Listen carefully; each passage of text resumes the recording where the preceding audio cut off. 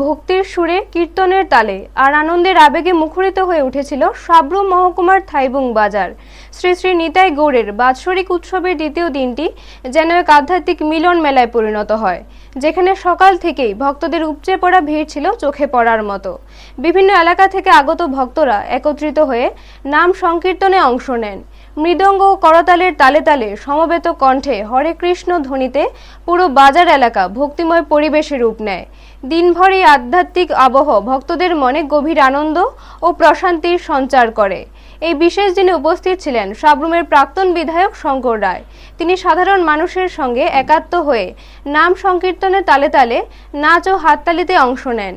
একজন জননেতা হিসেবে তার এমন সরল ও আন্তরিক অংশগ্রহণ উপস্থিত জনতার মধ্যে বাড়তি উৎসাহ যোগায়।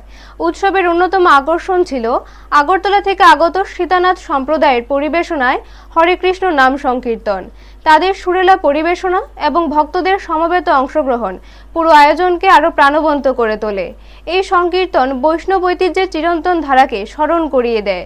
সার্বিকভাবে বলা যায়, শ্রী শ্রী নিতাই গৌড়ের এই বাৎসরিক উৎসব কেবল একটি ধর্মীয় অনুষ্ঠান নয়, এটি সামাজিক ঐক্য, ভ্রাতৃত্ববোধ ও সম্প্রীতির এক উজ্জ্বল দৃষ্টান্ত। থাইবুং বাজারে দ্বিতীয় দিনের এই আয়োজন ভক্তদের মনে দীর্ঘদিন ধরে স্মরণীয় হয়ে থাকবে। ব্যুরো রিপোর্ট, নিউজ তৎকাল 24।